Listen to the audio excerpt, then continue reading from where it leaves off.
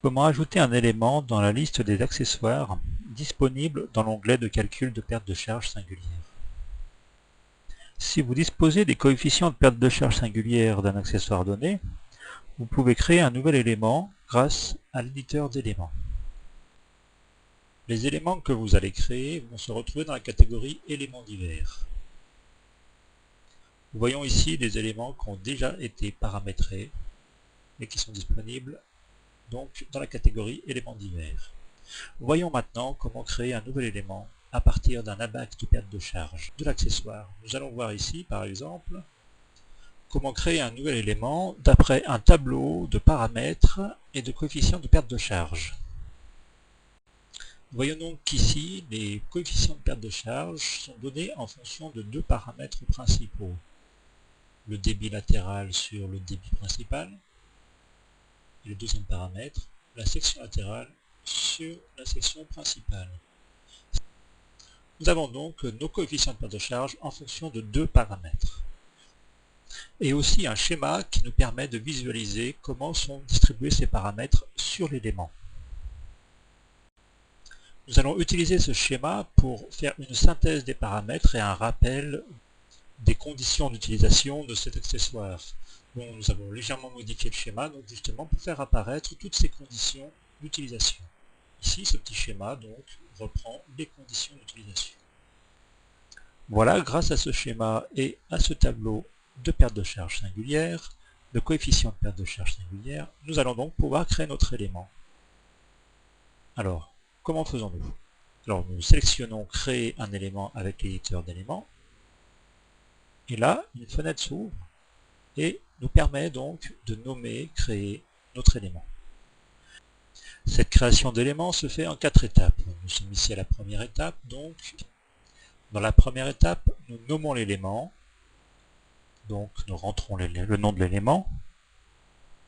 Ici, nous le nommons clairement réunion courant 45 somme supérieure. Ça pour rappel, pour le différencier des différents éléments qui pourraient lui ressembler. Et nous passons à l'étape suivante. Alors, dans cette étape-là, nous allons donc rentrer le nombre de paramètres et ses paramètres. Nous avons vu dans notre tableau que nous avions deux paramètres. Donc nous sélectionnons deux paramètres. On va nommer ces paramètres. Le premier paramètre était le débit latéral sur le débit principal. Alors je ramène un petit peu le tableau pour qu'on se souvienne de tout ça. Voilà. Donc le premier paramètre, débit latéral sur débit principal. Et second paramètre, c'était la section latérale sur la section principale. Donc je rentre ici le nom du deuxième paramètre. Voilà, FL sur FP, et je mets aussi en clair à quoi ça correspond. Et maintenant, nous allons rentrer les valeurs pour chacun de ces paramètres. Donc je sélectionne le premier paramètre, et je rentre les valeurs de ce paramètre. Alors cette saisie, qu'est-ce que je vais faire? Je vais tout simplement aller lire les paramètres donc verticaux ici, 0,1, 0,2, 0,3, 0,4, qui correspondent donc à notre premier paramètre.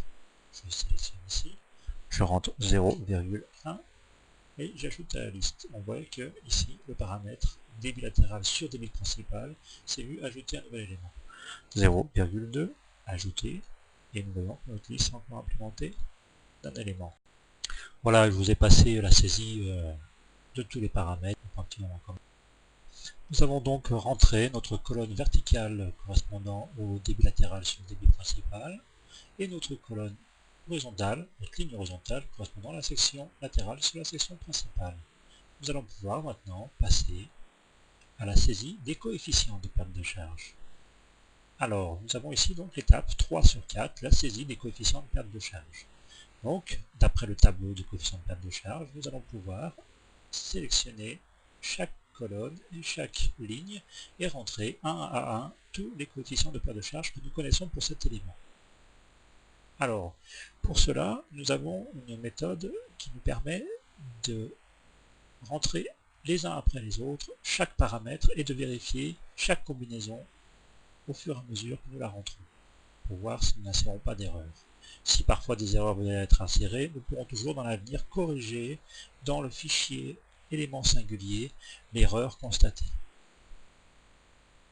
Bon, passons à la saisie. J'ai omis volontairement dans le paramètre débit latéral sur débit principal la ligne des zéros qui me semblait complètement inutile et qui ne servira certainement jamais à l'utilisateur du logiciel. Donc ici nous allons commencer par l'intersection du point débit latéral sur débit principal égale 0,1, section latérale sur section principale égale 0,1. Donc le coefficient de perte de charge pour ce cas-là est de 0,05. Alors je vérifie bien que ma combinaison est bien la bonne. C'est le débit latéral principal, valeur 0,1, section latérale sur section principale égale 0,1. Et donc la valeur c'est 0,05. Je la rentre ici, 0,05. Je fais enregistrer le coefficient.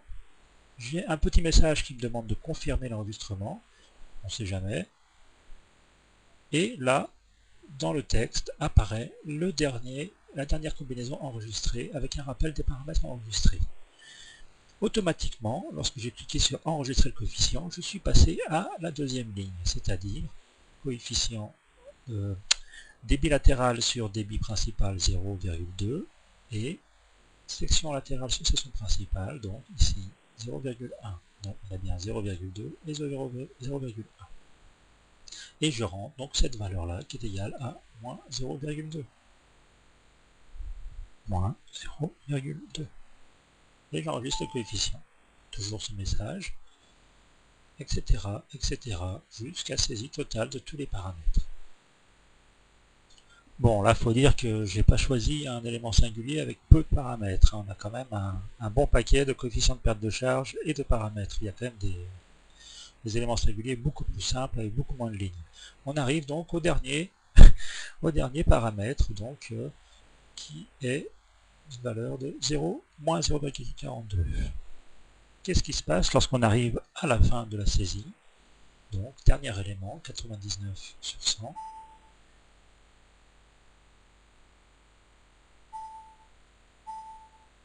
On a un panneau fin de saisie qui affiche. On a bien fini la saisie. Il ne reste plus qu'à choisir l'image qui va représenter cet élément. Donc, en singularité, je vais aller chercher l'image du schéma que j'avais construit tout à l'heure. Voilà, attribuer cette image à l'élément. Enregistrer. Et voilà notre nouvel élément terminé et créé, disponible dans notre onglet perte de charge singulière. Donc, si nous avons envie de retrouver notre élément dans l'avenir, nous irons donc dans perte de charge singulière, catégorie éléments divers, et nous sélectionnerons donc notre élément ici. Nous retrouvons donc tous nos paramètres que nous avons rentrés. Le premier paramètre, débit latéral sur débit principal, et notre second paramètre, qui était section latérale sur section principale. Pour utiliser cet élément, nous n'avons plus qu'à rentrer la vitesse du fluide, qui est prise bien sûr dans la partie principale, petite rapide, 10 mètres secondes. Alors ici, un élément un petit peu particulier, c'est qu'il faut rentrer la section de l'élément. Pourquoi? On pourrait très bien faire le calcul sans cette section, mais si vous voulez plus tard faire un essai de votre inventaire des pertes de charge à différents débits, on aura besoin de recalculer le coefficient de perte de charge, et pour ça, on a besoin de la section pour avoir la vitesse. Donc, ici, on a un petit outil qui nous dit simplement de rentrer le diamètre. Si c'était un diamètre de 100, on va donc pouvoir appliquer cette section à l'élément et calculer automatiquement. Donc voilà, nous pouvons calculer notre perte de charge, calculer la perte de charge. On va choisir fluide, on va donc choisir le fluide, dire que c'est de l'air par exemple, si c'était un réseau aérolique, à 20 degrés, utiliser ce fluide, la pression, on va laisser la pression atmosphérique, et on calcule la perte de charge. La perte de charge calculée est ici montrée. Alors nous allons voir dans l'inventaire des pertes de charge, la ligne calculer, qui reprend le nom de l'élément, réunion de courant à 45 degrés avec la somme supérieure. On a le diamètre et le coefficient de perte de charge 0,005 qui correspond bien donc à notre paramètre 0,1,1 et 0,1 que nous avions ici dans notre petit tableau 0,05. Voilà. Vous l'avez vu, créer un élément singulier peut prendre du temps s'il y a beaucoup de paramètres. Mais par contre, si vous avez des éléments singuliers dont les paramètres se ressemblent, vous pouvez aller directement dans le fichier d'un élément singulier et modifier ses paramètres. Donc nous allons voir comment aller chercher le fichier correspondant à un élément ajouté manuellement et modifier certains paramètres. Ceci est utile si on veut carrément supprimer un élément de cette liste ou bien modifier quelques valeurs suite à des erreurs ou bien toutes les valeurs pour créer un fichier dérivé d'un élément. Donc nous ouvrons l'explorateur Windows et nous allons aller dans le fichier, donc Program File, Mekaflux, et dans Mekaflux, donc vous trouvez un dossier Singularité. Ce dossier Singularité est constitué de tous les éléments qui ont été rentrés manuellement dans le logiciel.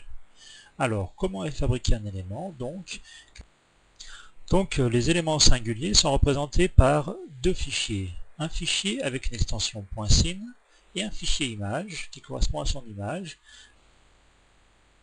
qui est en JPEG ou un autre format. C'est celui que vous avez choisi lorsque vous avez créé l'élément. Alors ici, nous allons double-cliquer et nous allons voir notre élément, donc son image. C'est celle qui apparaît dans le logiciel ici. C'est la même. Si je modifie cette image, je vais aussi la modifier dans le logiciel. Donc si après coup on a envie de retoucher une image pour sa représentation, pour rendre soit sa description plus claire, etc., on pourra toujours aller la modifier dans le fichier Singularité du Program File Mekaflux. On peut aussi donc changer les valeurs des coefficients de perte de charge ou même des paramètres si on se rend compte qu'il y a une erreur. Par exemple, on va aller chercher ici dans le fichier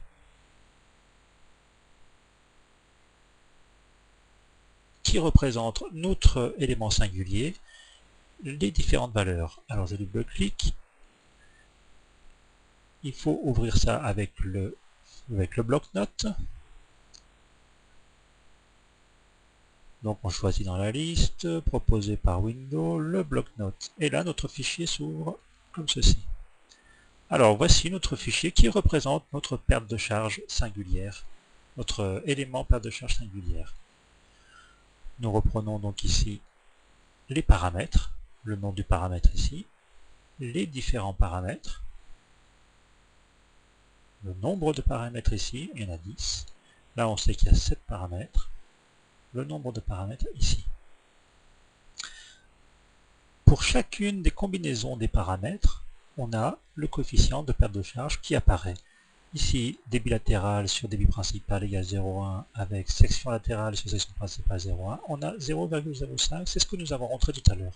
Et notre fichier est complet comme ça, et qui énumère tous les paramètres comme ça. Donc si nous voulions créer un fichier ressemblant qui aurait les mêmes paramètres de débit latéral avec le même nombre de paramètres et le même deuxième paramètre section latérale sur section principale avec 7 paramètres ici aussi, nous pourrions aller modifier les coefficients de perte de charge les uns après les autres pour éviter d'avoir peut-être à refaire une saisie longue et fatigante. Pour ça, après, il faudrait enregistrer ce fichier sous un nouveau nom et aussi créer une nouvelle image sous un nouveau nom. Au lieu de, par exemple, réunion courant 45 somme supérieure, imaginons que nous aurions réunion courant 90 degrés. Et là, nous renommons 90 degrés. Nous renommons aussi le nom de le fichier image ici et le nom du fichier total ici. Et nous aurions donc créé un nouvel élément sans avoir forcément recommencé toute l'étape de création que nous avons vu précédemment. Donc on peut plus ou moins cloner, dériver des éléments grâce à cette méthode d'intervention directe dans le fichier texte. Voilà. On se sert aussi de l'intervention dans le fichier texte pour corriger des erreurs qu'on aurait pu commettre à la saisie. Si maintenant je décide de supprimer ce fichier et son image, ils n'apparaîtront plus dans la liste des éléments divers des coefficients des pertes de charge cellulaire.